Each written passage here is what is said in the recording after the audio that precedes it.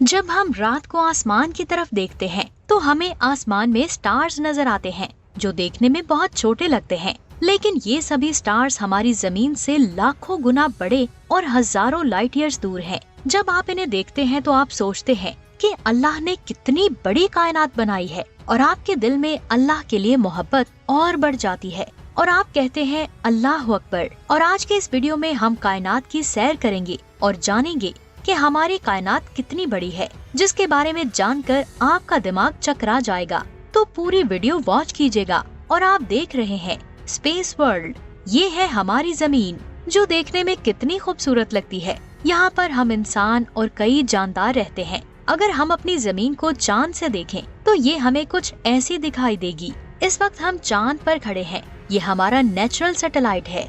ये हमारी जमीन से 385 किलोमीटर दूर है। यहाँ पर सबसे पहले नील आर्मस्ट्रॉन्ग ने कदम रखा था। इसके बाद हम वीनस पर जाते हैं जो जमीन का करीबी और सोलर सिस्टम का दूसरा प्लेनेट है।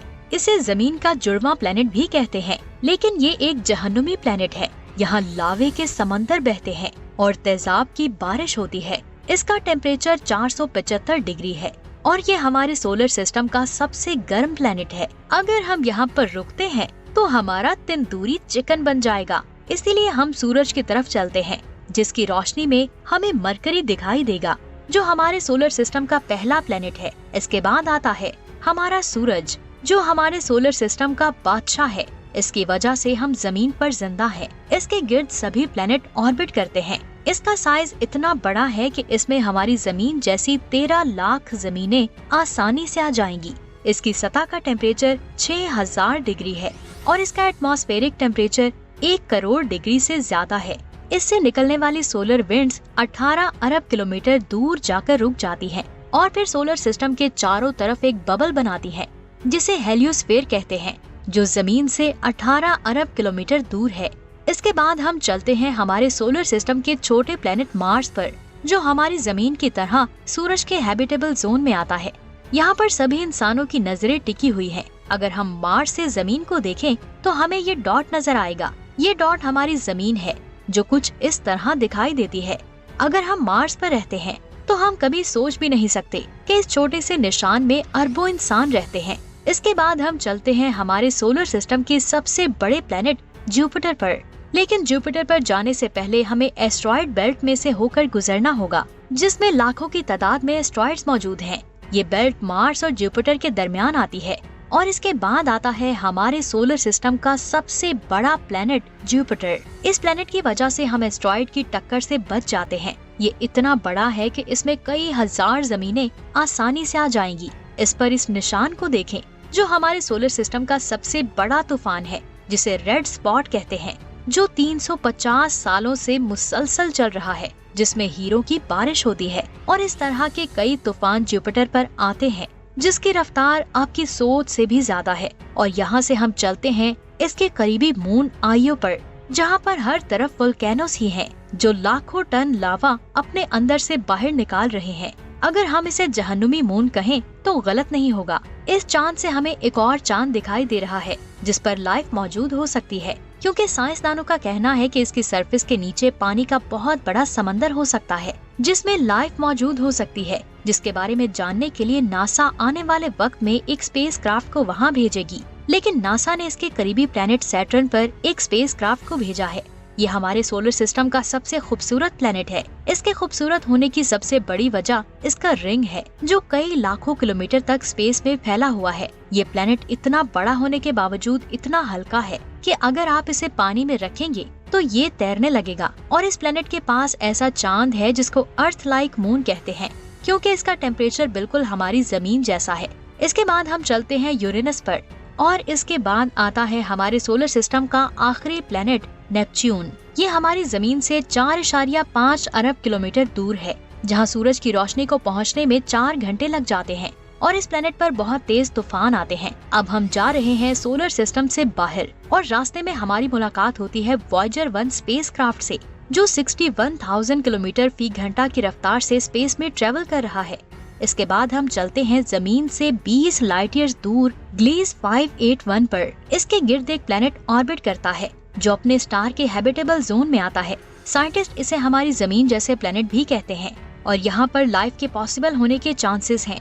लेकिन ये हमसे इतनी दूर है कि यहाँ पहुँचने में हमें 4 लाख साल लग जाएंगे। इससे आगे हम चलते हैं जमीन से 92 लाइट ईयर्स दूर एक ट्विन स्टार पर।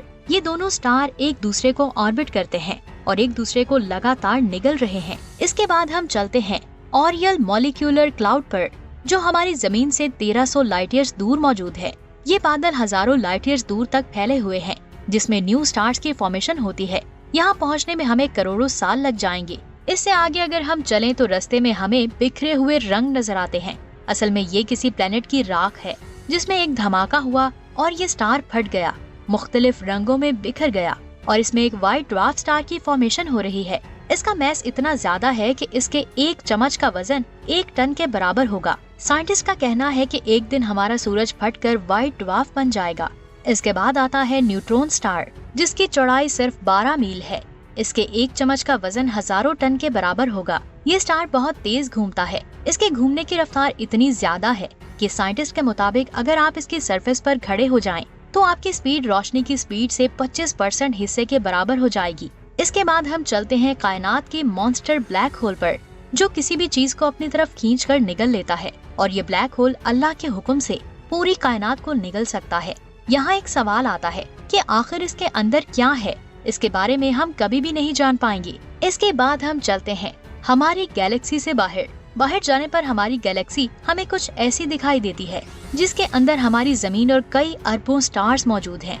इसका डायमीटर 1 लाख लाइट ईयर है, यानी अगर हम लाइट की स्पीड से ट्रेवल करें तो हमें इससे बाहर जाने में 1 लाख साल लग जाएंगे। इसके बाद हम चलते हैं 25 लाख लाइट ईयर्स दूर हमारी सबसे करीबी गैलेक्सी एंड्रोमेडा पर, जो हमारी जमीन की तरफ टकराने आ रही है। और हमारी इस कायनात में ऐसी अरबों खरबों गैलेक्सीज मौजूद हैं, जिनका साइज हमारी कायनात के साइज के सामने रेत के जर्रे से भी छोटा है। और ये सारी गैलेक्सीज लैनियाकिया सुपर क्लस्टर में आती हैं, जिनका साइज 5 करोड़ लाइट ईयर्स है। यानी अगर हम रोशनी की रफ्तार से सफर करें तो हमें इस क्लस्टर से बाहर जाने में 5 करोड़ साल लग जाएंगे। लेकिन आप ये जानकर बहुत ज्यादा हैरान होंगे कि इस क्लस्टर का साइज भी हमारी कायनात के साइज के सामने रेत के जर्रे से भी छोटा है। ये है हमारी कायनात, जिसका साइज इतना बड़ा है, जिसमें हमारी जमीन, हमारे सोलर सिस्टम और हमारी गैलेक्सी की कोई औकात नहीं है, जिसमें किसी भी सुपर क्लस्टर की कोई औकात नहीं है। ये है हमारी कायनात। अल्लाह अकबर। इससे आगे क्या है हमें नहीं पता, लेकिन कुरान पाक में है कि हमने 7 आसमान बनाए, यकीनन इस आसमान से आगे दूसरा आसमान होगा। साइंटिस्ट भी कहते हैं कि हमारी कायनात जैसी अरबों खरबों कायनातें मौजूद हैं, जो मिलकर मल्टीवर्स बनाती हैं। और हो सकता है कि ये सारे मल्टीवर्स मिलकर सुपर मल्टीवर्स बनाते हों, और ये सुपर मल्टीवर्स मिलकर कई और मल्टीवर्स बनाते हों, जिनके बारे में हमें कुछ नहीं पता। इसका इल्म सिर्फ अल्लाह के पास है। तो दोस्तों, कैसी लगी आपको आज की वीडियो? अगर वीडियो अच्छी लगी तो इसे लाइक और शेयर जरूर करें। मिलते हैं नेक्स्ट वीडियो में, तब तक के लिए अल्लाह हाफिज।